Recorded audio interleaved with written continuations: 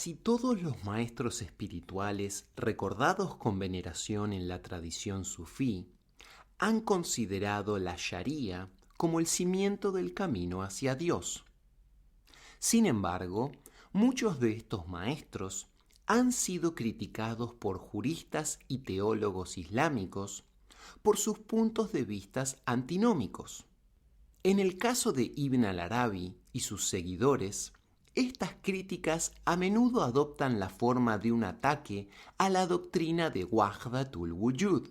Según los críticos, los seguidores de la Wahdatul Wujud sostienen que la comprensión de la unidad de las cosas les convierte en seres humanos excepcionales. Han entendido que todo es Él, de modo que ya no necesitan diferenciar el bien del mal, ya que en realidad son una misma cosa. Las pruebas aportadas por los propios escritos de los maestros sufíes en cuestión indican que la práctica de la Sharia ha sido la norma a lo largo de la historia del Islam, independientemente de las desviaciones que en ocasiones se hayan podido producir. Y entre los sufíes, ninguno ha proclamado la absoluta necesidad de observar la Sharia con mayor vigor que Ibn al-Arabi. Una de las muchas maneras posibles de acercarse a la percepción que tiene el sheikh de la función de la Sharia en la vida humana consiste en preguntar de qué manera encaja la esfera de las normas éticas y morales dentro del concepto de Wahdatul Wujud. Esta pregunta parece revestir una especial relevancia en nuestros tiempos, ya que las restricciones morales no suelen ser objeto de gran énfasis dentro de las múltiples formas de espiritualidad, que desempeñan un papel cada vez más visible en la sociedad occidental. Parece no importar si estas enseñanzas y prácticas tienen raíces en las religiones orientales, en las occidentales o en las diversas corrientes del movimiento de la nueva era. Cualquiera sea nuestra definición de moralidad, solo una parte exigua de la vasta obra del sheikh se aleja de este tema. Aquí resulta imposible siquiera empezar a ordenar los principios y detalles de sus puntos de vista respecto a la naturaleza y a la función de la moralidad en la vida humana. En lugar de esto, intentaré mostrar cómo entiende el término akhlaq, una palabra que suele traducirse como ética.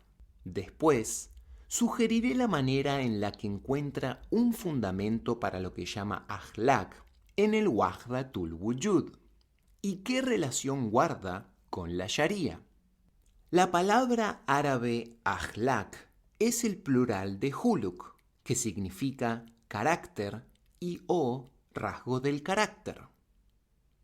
La palabra huluk se emplea 2 veces en el Sagrado Corán y repetidamente en diversos hadices, a menudo en plural. Se diferencia del término halq, que suele traducirse como creación, únicamente por su pronunciación, puesto que en árabe solo se escriben las consonantes. De aquí que la propia palabra huluk esté conectada con el término halq, lo cual viene a significar que el carácter tiene su origen en la creación o en la verdadera naturaleza de las cosas. Para el sheikh, el aspecto ontológico de los rasgos de carácter es fundamental. Aun cuando los puntos de vista de Ibn al-Arabi con respecto a la ética tienen bastante en común con los de los filósofos musulmanes, cuyas obras se basan principalmente en fuentes griegas, el autor encuentra su punto de referencia básico y la fuente esencial de la mayor parte de su terminología clave en el Sagrado Corán y el Hadiz, especialmente en lo que respecta a los nombres divinos. A menudo recuerda a sus lectores que estos nombres no constituyen cosas concretas, sino designaciones providenciales de las relaciones entre lo real y el cosmos. Proporcionan así a los seres humanos un conocimiento de su propia conexión con el fundamento absoluto e inmutable de todo lo que existe. Sin los nombres o sin la revelación que los proporciona, las personas se ahogarían en un mar de incertidumbres y relatividades.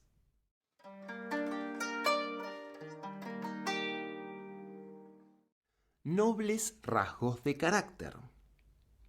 Dentro de la perspectiva islámica general, y tal como Ibn Arabi precisó de manera completamente explícita, los nobles rasgos de carácter pertenecen realmente a Dios y solo metafóricamente a todo lo demás. Todo lo bueno procede de Dios, y los rasgos morales como la justicia, la generosidad, la paciencia y la indulgencia no son excepciones. El Sagrado Corán confirma este punto mediante los nombres divinos que menciona: justo, generoso, paciente, perdonador, clemente, agradecido, etc. Cuando el Sheikh emplea la terminología de filósofos peripatéticos como Avicena, llama a Dios el ser necesario. Por lo tanto, todo lo demás de lo cual se pueda decir que existe es una cosa posible. El wujud le pertenece solamente a Dios, y en el mejor de los casos se dice que la cosa posible ha recibido wujud como un préstamo. Pero lo que importa en este contexto es que el sheikh prefiere la terminología religiosa por sobre la filosófica, al explicar las características del wujud de Dios. Responde a la pregunta: ¿cuáles son los atributos del wujud? Enumerando los nombres divinos que son intrínsecos al wujud. Al haber sido creados en la forma de Dios, los seres humanos están dotados de todos sus nobles rasgos de carácter.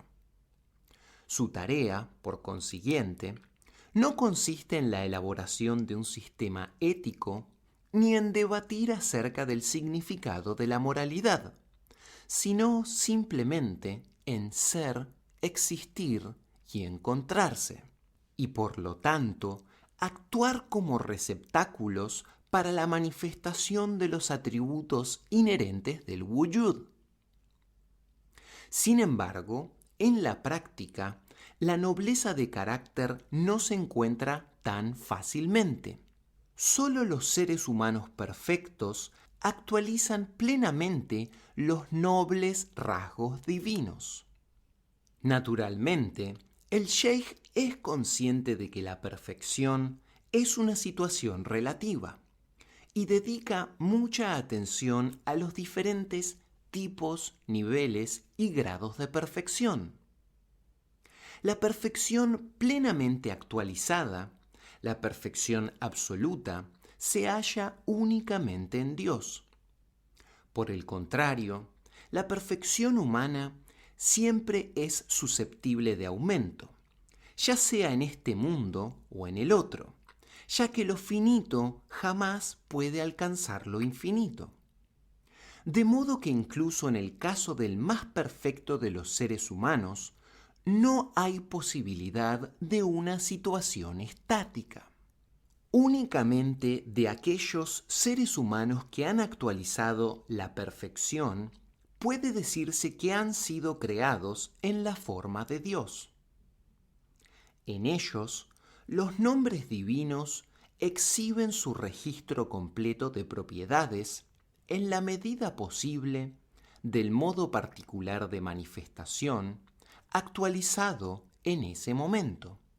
Las características específicas de los seres humanos que los diferencian de las demás criaturas se pueden explicar haciendo referencia a esta potencialidad de manifestación de todos los nombres. El hecho de que cada individuo humano reúna todas las posibilidades ontológicas significa que las personas pueden desarrollarse en cualquier dirección, ya sea esta percibida como buena o malvada. Podemos indicar algunas de las implicaciones de esta manera de ver las cosas, tomando el ejemplo de la cualidad divina del conocimiento, que es la conciencia que Dios tiene de sí mismo y de todas las realidades subsidiarias. Al haber sido creados en la forma de Dios, los seres humanos poseen el potencial para saber todas las cosas. Naturalmente existen diferencias fundamentales entre el conocimiento divino y el conocimiento humano, pero en la medida en que el conocimiento humano no se ve impedido por las limitaciones de la existencia contingente, es infinitamente expandible. Cualquier cosa sabida por cualquier ser humano, en cualquier lugar o momento, es, en principio, susceptible de ser sabida por todos los seres humanos, a condición de que tengan una mente sana y otras circunstancias externas. Los seres humanos olvidan, envejecen y mueren, pero el conocimiento acepta solo límites accidentales. El carácter y las metas subyacentes de la ciencia moderna expresan una intuición humana básica de que todo puede saberse. En un ser humano dado, el conocimiento se perfeccionará en la medida en que todo lo susceptible de saberse se llega a saber. En el contexto del Islam, aquello que es susceptible de ser sabido pertenece a los principios y las ramificaciones de la religión. Dios, sus nombres, sus ángeles, sus escrituras, sus profetas, el último día y las diversas ramas sociales, legales e individuales de este conocimiento metacósmico y cósmico. En conclusión, se alcanza el verdadero conocimiento cuando se conoce a Dios y cuando se conocen las cosas del cosmos de acuerdo con sus raíces en Dios. En la mayoría de las personas, el conocimiento no llega a la perfección. En el mejor de los casos, una o dos posibilidades o modos de conocimiento se desarrollan hasta cierto punto. En la mayoría de los casos, el conocimiento sigue siendo una virtualidad, incluso de acuerdo con patrones modernos. Lamentablemente, no se completa la educación, puesto que las exigencias de la posición social resultan más atractivas que el aprendizaje, y el deseo de ganarse la vida cómodamente supera al de realizar el potencial intelectual. Pero las ideas contemporáneas respecto al conocimiento no resultan demasiado útiles a la hora de indicar lo que supondría un conocimiento perfeccionado. El Sheikh y otros sufíes considerarían que la mayor parte de aquello que se entiende por conocimiento en los tiempos modernos es en realidad un velo tras el cual se oculta el verdadero conocimiento, dado que no se ha integrado dentro de una visión más amplia que vincule los fenómenos con el wujud. En lugar de dedicarse a las raíces de las cosas, los seres humanos están absortos en las ramas. En lugar de buscar la causa primera, examinan detenidamente las causas segundas, sin ninguna comprensión del significado último de lo que hacen. En lugar de ver significados internos, fijan su mirada en formas externas. En uno de los numerosos pasajes en los que resume las diversas posibilidades del conocimiento humano, Ibn Arabi explica la importancia de evitar la dispersión vinculada a la infinita proliferación de los posibles objetos del conocimiento. Si las personas simplemente ponen todo su afán en saber, sin centrarse en la única fuente de todo el wujud, pueden saber sin fin, pero permanecerán desconectados de sus propias realidades.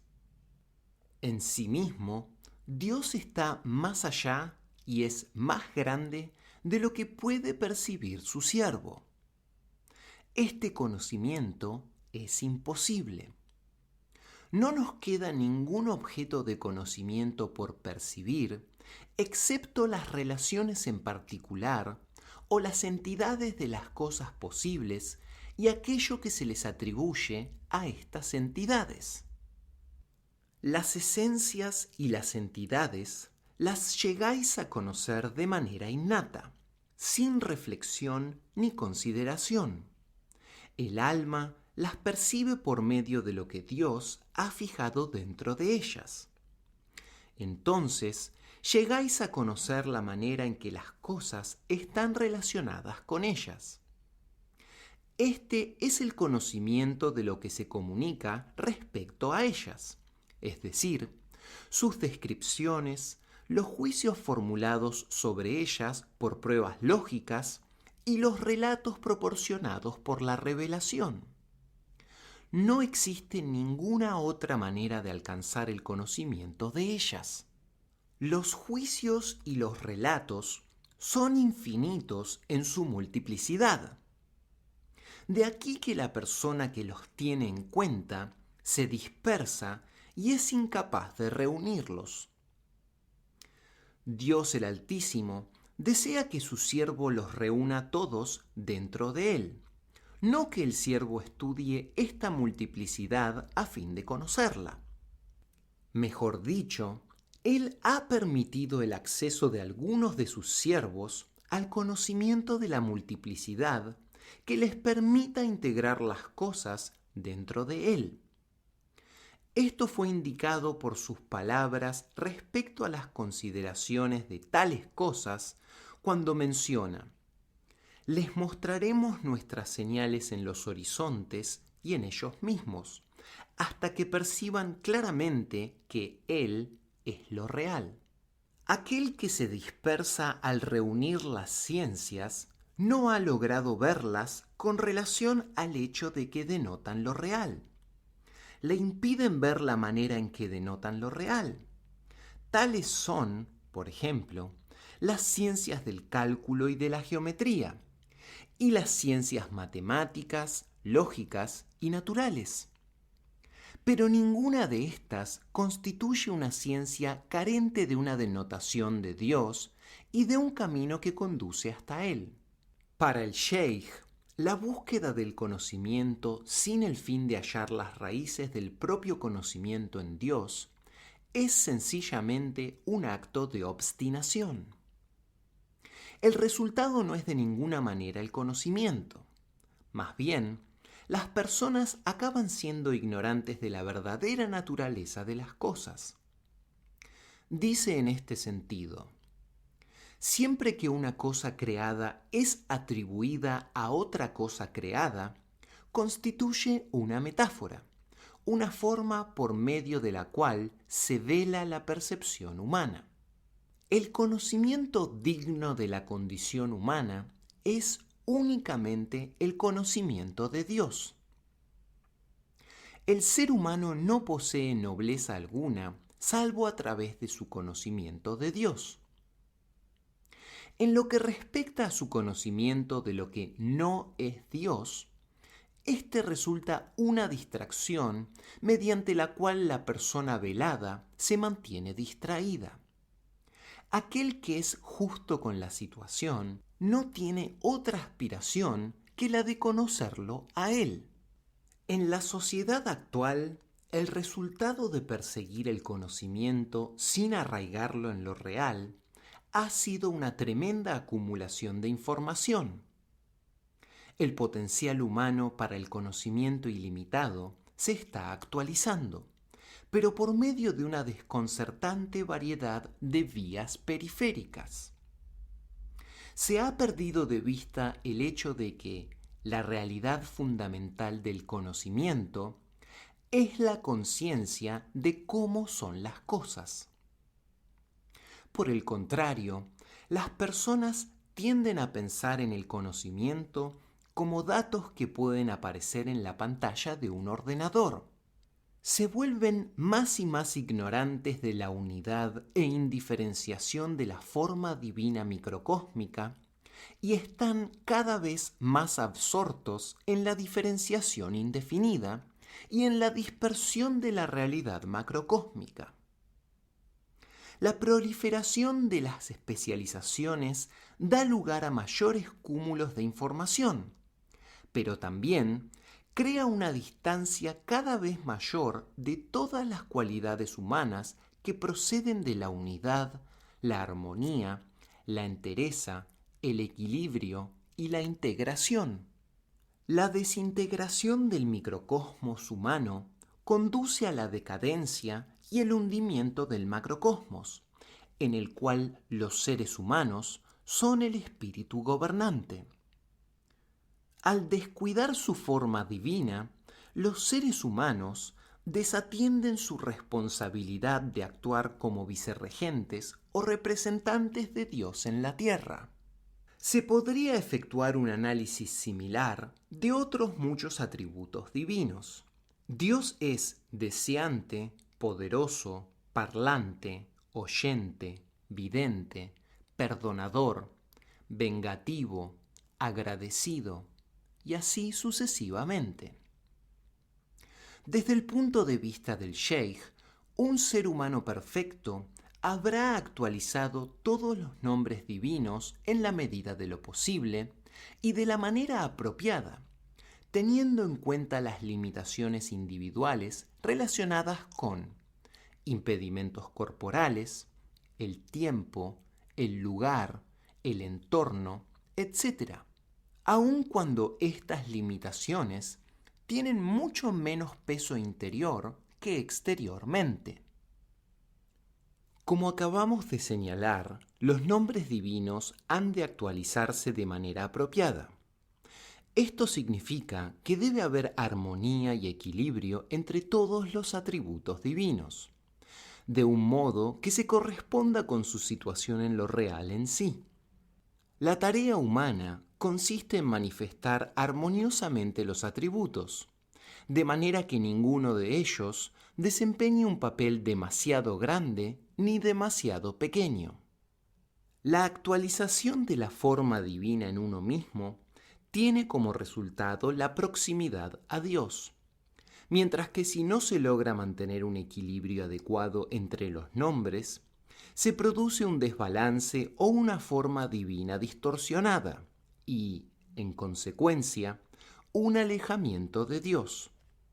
Como indica Ibn Arabi en uno de los muchos pasajes en los que trata estos temas, Dios tiene atributos y nombres, y estos tienen niveles. El siervo los asume como si fueran suyos y es adornado por ellos, de acuerdo con un límite específico, una descripción revelada y un estado determinado. Cuando el siervo va más allá de este límite, entra en contienda con lo real y merece ser apartado y expulsado de la proximidad que proporciona la felicidad. Una manera de explicar esta idea de equilibrio y armonía entre los nombres es volver a la identificación entre wujud y luz. Dijimos anteriormente que el wujud puede compararse con la luz pura, mientras que el cosmos es comparable con la diferenciación de esta luz incolora por medio de un número infinito de colores. Del mismo modo, el logro de la perfección humana puede compararse con la actualización de la luz pura e incolora por medio de la unificación y armonización de un número indefinido de luces coloreadas de intensidad variable. El problema evidente que supone la actualización de una luz incolora estriba en la manera en que se ha de impedir que haya demasiado rojo, demasiado verde o demasiado azul. ¿De qué manera se puede lograr un equilibrio perfecto de los colores a fin de regresar a la luz original? ¿Según qué patrón han de medirse e integrarse los diferentes colores? Los nombres divinos representan los colores primarios que se hallan en la luz infinita del Wujud. Muchos de estos colores se contradicen mutuamente. De la misma manera que la luz puede percibirse en una serie de tonos opuestos, como el rojo y el verde, también el Wujud se manifiesta como perdonador y vengador, misericordioso e iracundo, dador de vida y dador de muerte, degradador y exaltador. Dado que los seres humanos deben actualizar estas cualidades a fin de alcanzar la perfección, ¿cómo pueden armonizarse sus propiedades contradictorias en un solo individuo?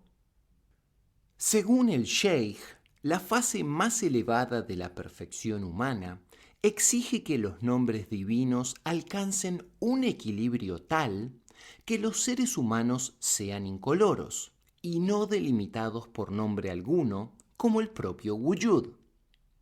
Este es el lugar de ningún lugar, en el que ninguna cualidad específica se sobrepone a las otras. Gran parte de la obra de Ibn Arabi trata de la manera en que los seres humanos pueden convertirse en lugares plenos y armoniosos para la manifestación de los nombres divinos, y por consiguiente, mostrar de manera apropiada todos los divinos rasgos de carácter. En todos los casos, sus instrucciones son fundamentalmente las mismas. Para alcanzar la perfección plena del carácter humano, las personas han de regresar al equilibrio adecuado entre las cualidades, de acuerdo con lo indicado por los nombres divinos. Con fines prácticos, este equilibrio está establecido por el Sagrado Corán y la Sunna. En otras palabras, la Sharia proporciona las directrices concretas necesarias para alcanzar el equilibrio entre los nombres y los rasgos de carácter. Al alcanzar este equilibrio, los seres humanos habrán actualizado la forma en la cual fueron creados. Las personas no tienen otro recurso aparte de la Sharia, ya que la perfección humana es inseparable de la perfección divina.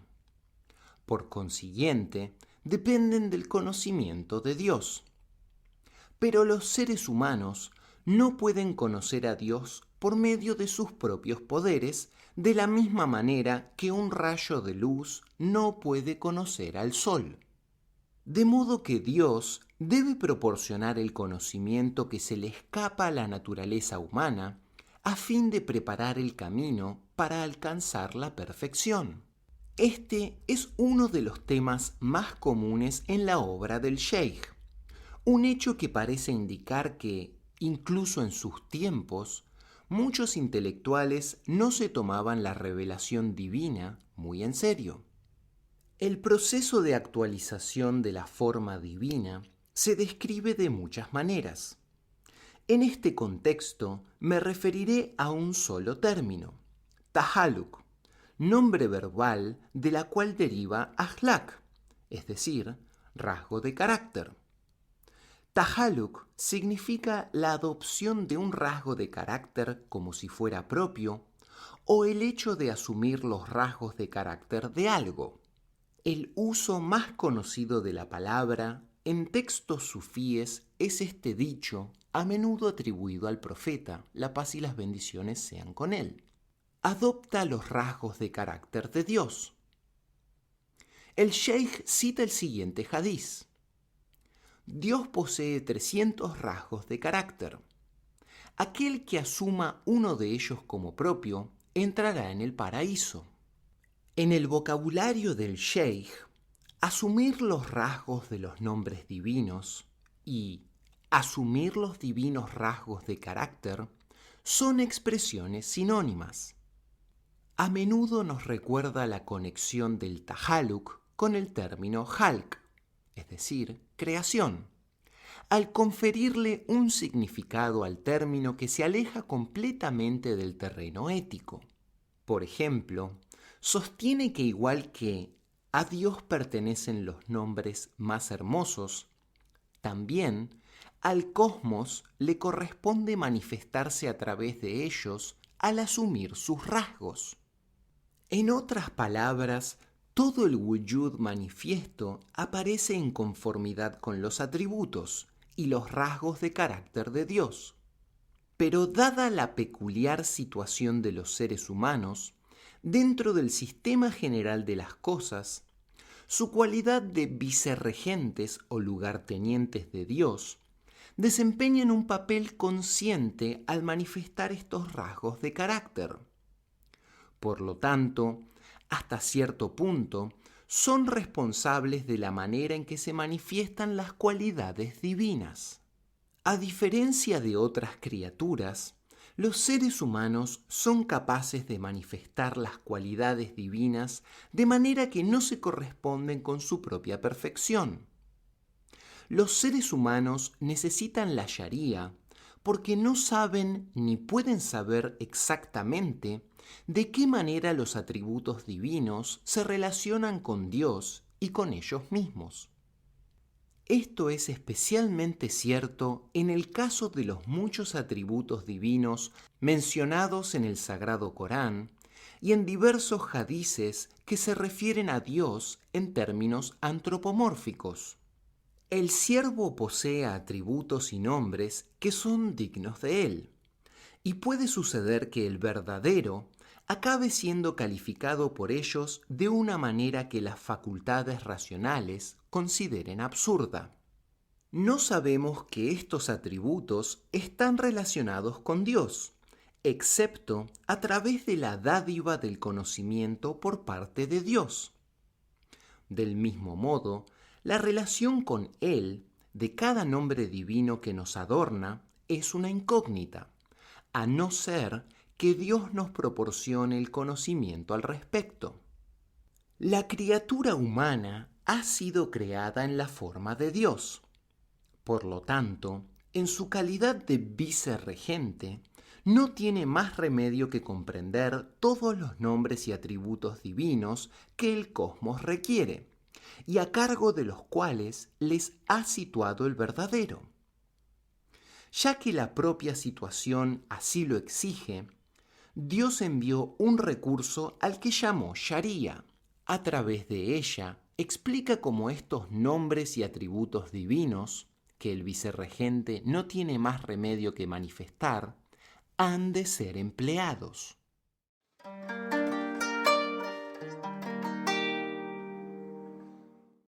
Rasgos de carácter censurables.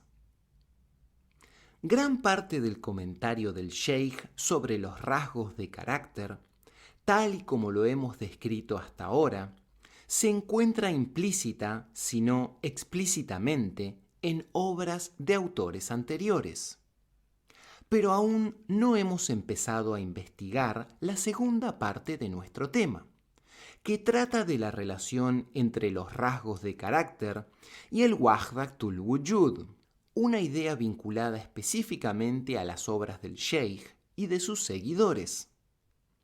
Aquí veremos que el comentario avanza por nuevos derroteros. Tal y como se explica en el capítulo 1 de esta presente obra, el Wahdatul Wujud implica que toda cosa existente, por el hecho de existir, manifiesta wujud absoluto e ilimitado. En otras palabras, todo cuanto se halla en el universo constituye un lugar de manifestación para los nombres divinos. Solo hay un wujud, y cualquiera que suponga que cada cosa posee su propio wujud, tiene una percepción imperfecta de la naturaleza de las cosas. En un último análisis, el wujud, sea cual sea la forma en la que aparece, es el wujud ilimitado de Dios. aquello que delinea las propiedades específicas de cosas descritas como poseedoras de wujud, es en el modo en que el wujud de lo real se manifiesta debido a las leyes de su propia naturaleza, leyes que la revelación resume en los nombres divinos. Una perspectiva de este tipo necesariamente considera que toda la realidad vivida procede de Dios exaltado sea, aun cuando se emplean muchos argumentos para evitar la atribución directa del mal a Dios. Por ejemplo, el Sheikh dedica un espacio considerable a debatir acerca de la inexistencia y la manera en que ésta diluye, por así decirlo, la intensidad del wujud. Cualquier defecto que se le encuentre a la existencia ha de atribuirse a la inexistencia y no al propio wujud. En este sentido, y en relación a un famoso hadiz del profeta alayhi salatu wasalam, el bien en su totalidad está en tus manos, pero el mal no regresa a ti. Acerca de esto, el Sheikh dice lo siguiente: sus palabras afirman la entidad del mal, pero niegan su atribución a la divina realidad. Esto demuestra que el mal no es una cosa, sino más bien una inexistencia. Si fuera una cosa, estaría en la mano del verdadero, puesto que en su mano está el reino de cada cosa, y él es el creador de cada cosa. La relación de los actos humanos con Dios siempre ha sido un tema central para el debate ideológico en el Islam, especialmente debido a que está ligado a la cuestión del libre albedrío y la predestinación. Cada acto humano ha de manifestar una cualidad ontológica, o de lo contrario, no tendría lugar. Hay algo positivo y afirmativo en la acción. A menudo, los teólogos denominan a las propias criaturas como actos de Dios. Y el Sagrado Corán dice explícitamente: Dios os creó a vosotros y lo que hacéis. Si los rasgos de carácter y la actividad están arraigados en la propia creación, ¿qué ocurre con los rasgos de carácter censurables que dan lugar a actos censurables? La mayoría de los teólogos encontraron maneras de evitar la atribución de estos rasgos de carácter a Dios, pero el Sheikh no huye de las exigencias de su propia lógica. Aunque frecuentemente dice que lo censurable pertenece solamente a los seres humanos y no a Dios, reconoce que todos los rasgos de carácter son atributos divinos, de modo que todos son nobles y todos se encuentran en la disposición innata del ser humano. Los seres humanos existen por medio de su Señor, de modo que adquieren wujud de Él. Por lo tanto, adquieren los rasgos de carácter de Él. Esto no significa que el Sheikh atribuya los rasgos de carácter censurables directamente a Dios, pero sí quiere decir que reconsidera lo censurable de los rasgos de carácter despreciables que se atribuyen a los seres humanos. De hecho, sostiene que lo que llamamos rasgos despreciables y censurables en realidad son nobles y loables. Las personas dicen que algo es censurable porque no perciben la situación correctamente o porque los rasgos de carácter han sido utilizados de manera inapropiada.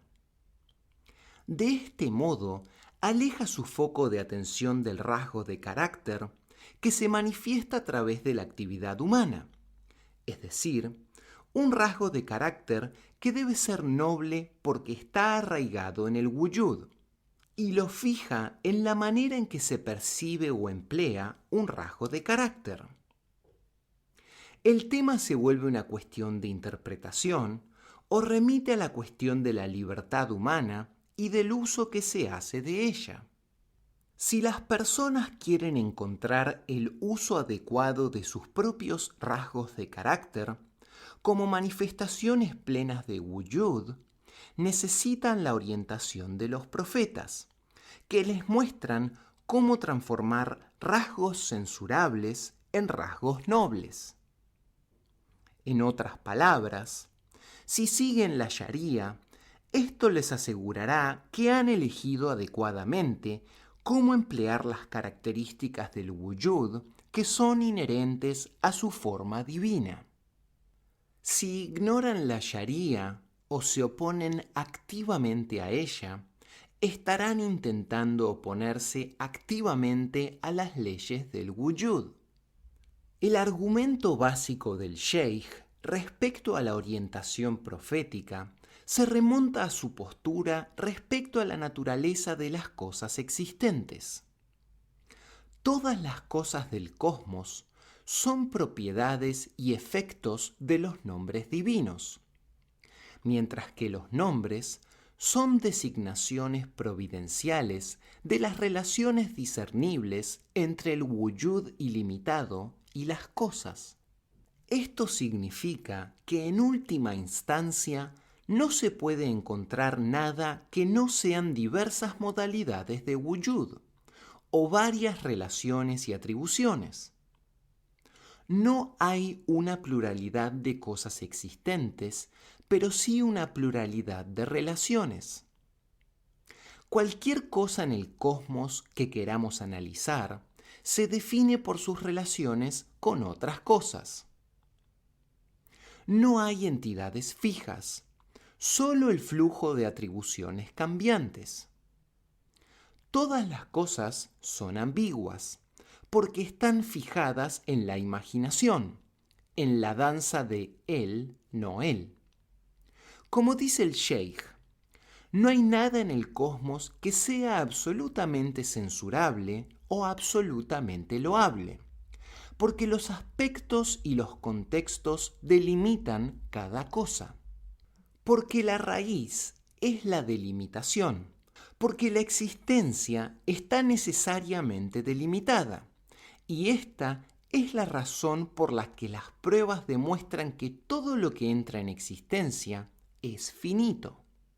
Los rasgos de carácter humano no se diferencian de las demás cosas. Tampoco podrán ser jamás absolutamente loables ni absolutamente censurables. Más bien, están condicionados por las situaciones en las que las personas se ven envueltas. Por lo tanto, si las situaciones cambian de una manera apropiada, los rasgos de carácter ya no serán censurables sino loables, aunque se estén manifestando exactamente las mismas cualidades. El sheikh destaca la naturaleza circunstancial de la ética al explicar cómo las 5 reglas de la Sharia, es decir, lo obligatorio, recomendado, indiferente, reprensible y prohibido, se aplican a las cosas y a las actividades. Señala que por sí mismo nada tiene relaciones con otras cosas que permitan la aplicación de una regla. Por lo tanto, la cosa por sí misma se denomina indiferente. Solo cuando es contextualizada y puesta en relación con otras cosas, la Sharia le adjudica una prescripción o una prohibición. Al disolverse algo sólido, cambian las formas, cambia también el nombre y por lo tanto cambia la regla.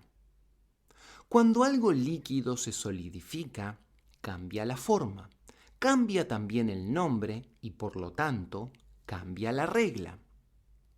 Las religiones reveladas se dirigen a las entidades con respecto a sus formas, estados y nombres. No se dirigen a la entidad en cuanto a esencia, y no puede aplicarse ninguna regla respecto a su realidad. Es por ello que, entre las reglas de la Sharia, la condición de indiferente corresponde a la entidad. Por otra parte, lo obligatorio, lo recomendado, lo prohibido y lo reprensible pertenecen a cuestiones externas que le suceden a la entidad durante su existencia. El Sheikh explica con frecuencia cómo las relaciones determinan los rasgos de carácter en referencia al dicho profético que dice: «Fui enviado para completar los nobles rasgos de carácter». Los rasgos de carácter estaban incompletos, sostiene el Sheikh, porque muchos de los rasgos nobles habían sido excluidos cuando profetas anteriores establecieron directrices para el carácter y la conducta humana. El profeta Mohammed, la paz y las bendiciones sean con él, completó los rasgos nobles, al añadirles todos los rasgos de carácter censurables. Su Sharia transforma las cualidades censurables en cualidades loables. Esto se consigue al cambiar la manera en que se utilizan los llamados rasgos de carácter censurables. En este sentido, por ejemplo, atributos como la cobardía, la avaricia, la envidia, la gula, el chismorreo, la arrogancia y la severidad son intrínsecos a la naturaleza humana porque son intrínsecos al wujud. Si se aplican correctamente, se vuelven nobles, como cuando el alma es cobarde al no atreverse a contravenir la sharia, o golosa en su anhelo de hacer el bien.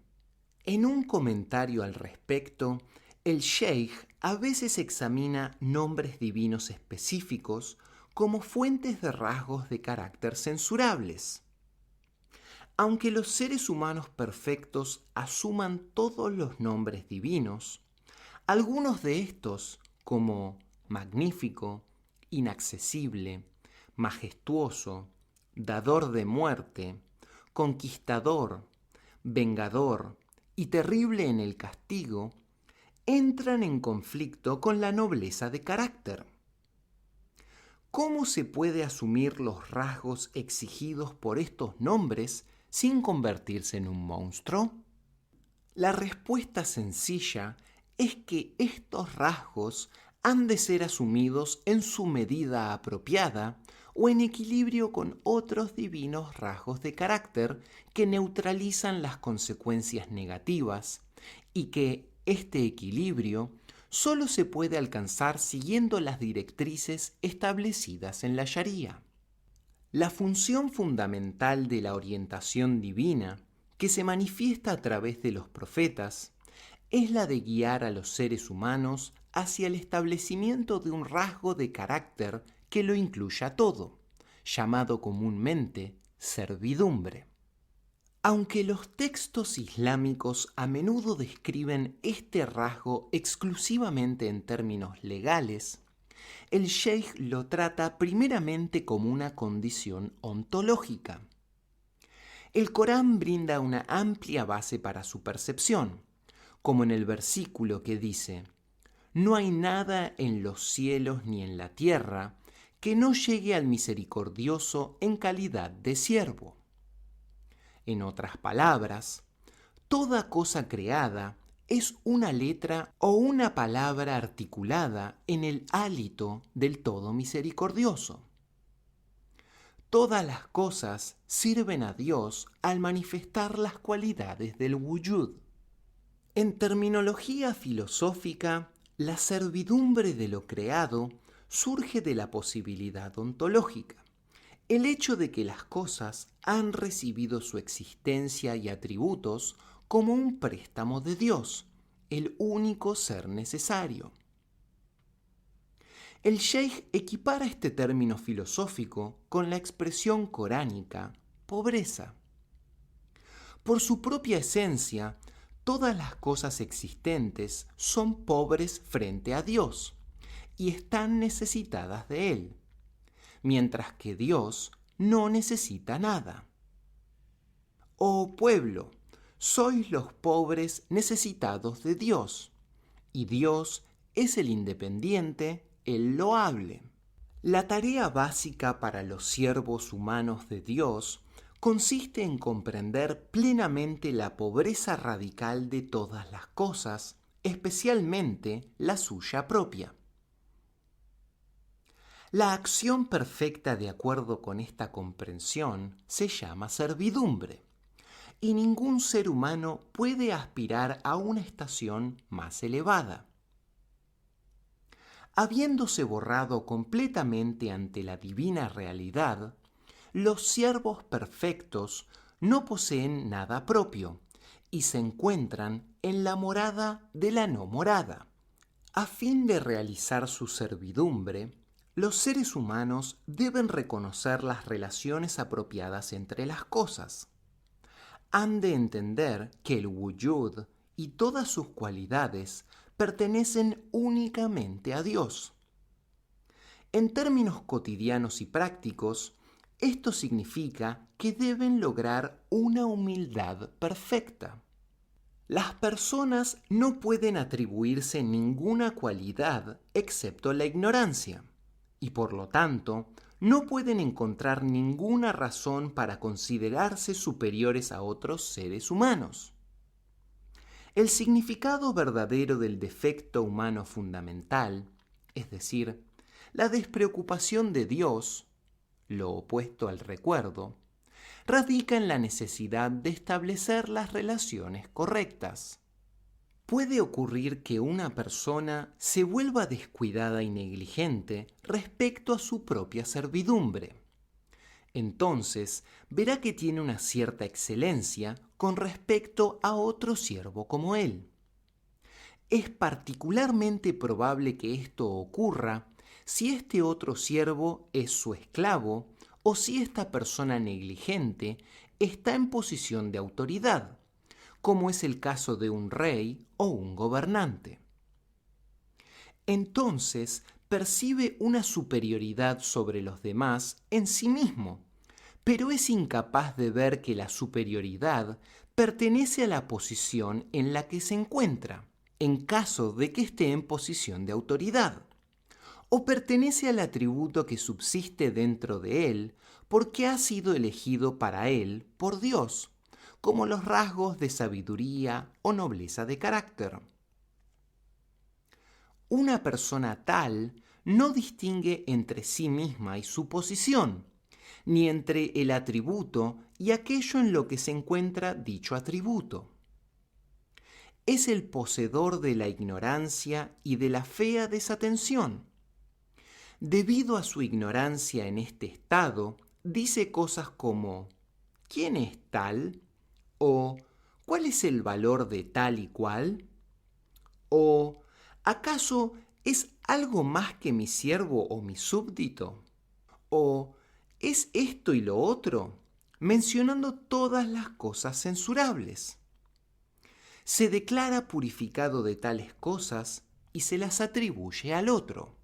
Una persona así es totalmente diferente de aquella que no se descuida, pues esta última ve la excelencia en el atributo y en la posición, no en sí misma. Al fin y al cabo, no lo consiguió por mérito propio, ya que solo le fue concedido gracias al favor de Dios. Por lo tanto, los seres humanos perfectos han entrado con plena conciencia en la servidumbre ante el misericordioso. Reconocen el origen de todos los atributos en ellos mismos y en los demás, y son testigos de la atribución de todos los rasgos de carácter a Dios, por medio de la degustación y el descubrimiento, no sólo a través de la comprensión racional. Se someten totalmente al wujud y renuncian a cualquier rasgo específico que antes consideraban suyo.